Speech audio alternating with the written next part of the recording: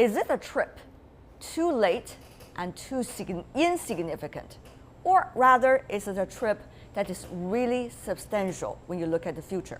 Well, I think one of the things you notice when you look at how Obama has approached Africa throughout his 2 terms as president of the United States is, he's taken multiple trips. This is not his first trip, although I do think the significance of this trip and kind of the strategy behind it, choosing Kenya, a strong security partner, a strong trade partner with the U.S., choosing Ethiopia, a very strong security partner, I think that's very significant. So no, I don't think that it comes too late. I think as your intro said, he's very much trying to consolidate a legacy of kind of renewed and enhanced cooperation between the United States and African countries, and I think that this visit is a great start to that. How much, Mr. Kakwanja, is this trip likely to solidify, in a way, the real relations between the United States and Africa? After all, he didn't make a trip to Africa during his first term as president, only began during his second term, and probably this is already his last trip,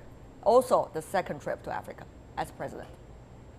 I think first, we can't say that Obama's trip is coming too late, because he has made about 9 trips to Africa, 2 of which were to South Africa.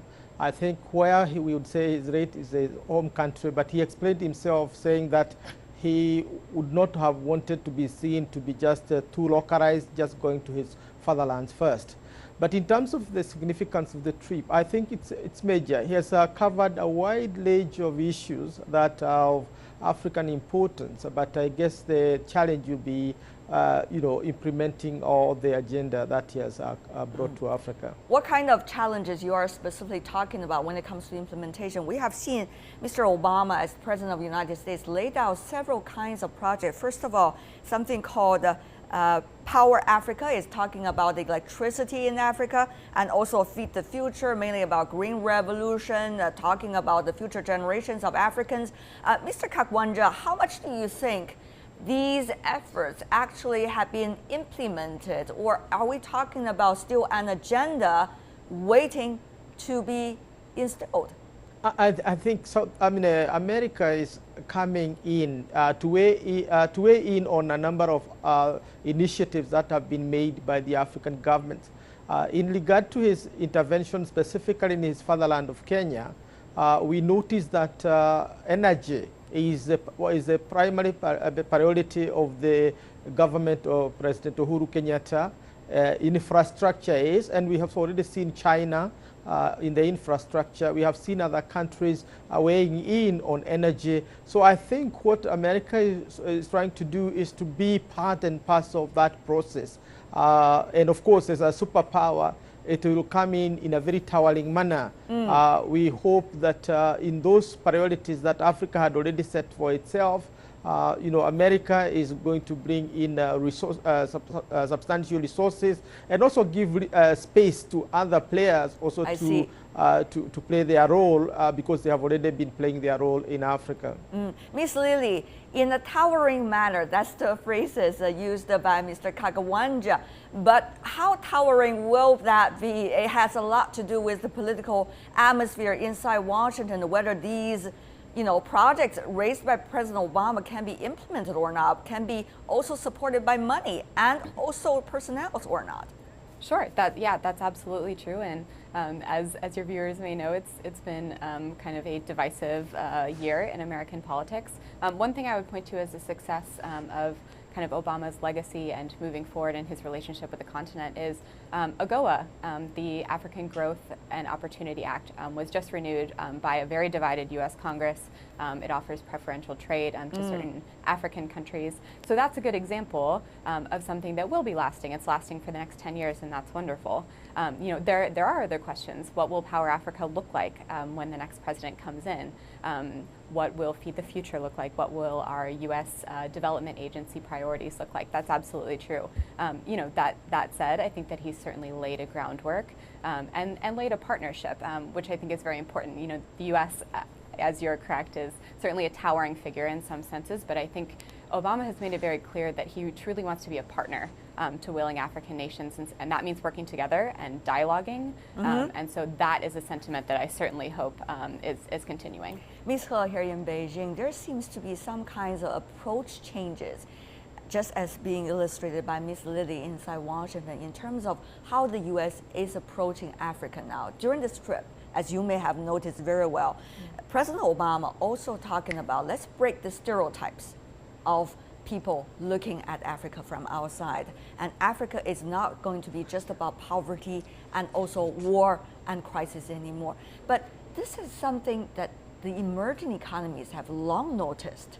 In fact, some even suggest, Ms. He, you are an African expert from China, that there has been a sea change of game change inside Africa. What do you think about the notification of this change among different countries, including the United States? Yeah, I think one point you put forward is absolutely right. That is, the pessimistic point of view actually is coming from the West, coming from the United States during the past decades. The way they look about Africa is not to see like the huge potential or this is a booming continent. Actually, they see more about problems like the poverty, refugee, HIV, AIDS. So that's exactly one of the reasons why they have been lag behind comparing with those emerging countries, especially China. So the way like those emerging countries like China, we see Africa is a very optimistic way. So we see those those opportunities and also those success story and all those business person, even though there are lots of risks there, but they are willing to take those risks. That's why they go to Africa to do investment, right. Even though they cannot speak very good English or French. Yeah, they still go there and to do investment, to do the trade. So that's exactly one of the differences. That's the way you look about Africa. But now when we listen, President Obama's speech, his talk, his interview, it seems those approach has been changed. Those vision to see Africa also has been changed. Right. Yeah, by what? By those emerging countries, closer contacts, engagement with Africa, and also with this numerous successful story coming from this continent.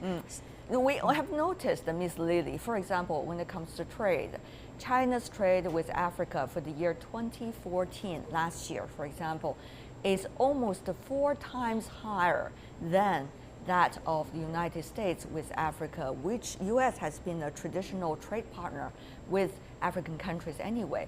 So is the Washington now realizing it and trying to play a catch-up game? Will that catch-up game, quote unquote, be sustainable once you have political changes going on inside your country? Ms. Lily. Certainly. Well, it's absolutely true that China has surpassed the United States as the continent's largest trading partner. I think that's absolutely something that leaders in Washington, that President Obama and that his administration are looking at, and that they have some power to kind of work on for the next 18 months that he's in office. But I would also note, at least from the United States perspective, that there's more than just the trade relationship with the continent. And some of that are things that President Obama has touched on multiple times throughout his trip, both in Kenya and in Ethiopia, and also speaking to the African Union today. And those are good governance and supporting human rights, supporting women's rights, those type of things, and also a strong security relationship and ensuring security in the region and across the continent. And his approach is really that even with trade, if you don't have the other two, nothing is sustainable. And so I think that that's kind of an important holistic approach that the United States takes. Trade is certainly one element, and I hope that we are playing catch up, and I hope that we're working to facilitate investment, both public and private. But I think there are other elements at stake as well. Interesting, Ms. Lily used the word holistic approach. Is China and other emerging economies also taking, quote unquote, the holistic approach, at least from your perspective, Ms. He? Yes, I think China and the other countries, at least China, because we know the China situation much better. I think we have taken a very holistic approach. For example, in the year 2000, we have established a collective mechanism that is called the Forum of China-African Cooperation. So this cooperation, this meeting, and used to be the ministerial meeting. Sometimes it's upgraded to the summit. So whenever we have this conference, and then action plan will be made. So strategy for guiding for the coming 3 years will be mapped out. So that will be a consensus reached by China and Africa together. So this is very holistic because it has been covering all those sectors like right. infrastructure, like how to strengthen people-to-people contact, and how to offer those financial support, and even security cooperation. So there are many sectors has been covered, yes, and indeed. also guiding for the future, like 3 networks. The aviation network and the railway and also the road network. Yeah, all of this. So I think we can call it is a very holistic way. I see. Mr. Kakwanja, therefore I would like to invite your African view here. You see both emerging economies represented by China, as our analyst in the Beijing studio analyzed, and also from Washington has been taking much more active approach toward the African continent. Certainly Africa should be congratulated because you're a rising star. But at the same time, what do you think about the relations between, let's just say, security issues, anti-terrorism issues, political issues, human rights issues, vis-a-vis trade and also economic development, infrastructure development? How would you weigh all of these issues on an African balance? Mr. Kakwanja. I think all these issues are African priorities as well. If you look at the agenda of the African Union, you look at the agendas of specific countries like Kenya, all these are priority issues. But the question is, what is the top priority for Africa? For now, I think the African Union in general and African countries in particular have prioritized economic development, the development of infrastructure, the development of energy, the harnessing employment in terms of education, but more specifically investing in those sectors that have multiplier effects so that they can pull the mass of their population out of poverty. Now, superpowers, major powers like China and the United States, will come to weigh in terms of the resources they bring into this. When we come to issues of human rights, we come to issues of political security and so on, you begin to see some ideological leaning in these issues. And I guess what Africa is trying to do is to balance between its priorities, which are what I have mentioned, and these other pressures. Of course, they come in 2 extremes. China is a hands-off country as far as governance issues is concerned, and America is a hands-on country as far as governance, human rights, and other issues are concerned.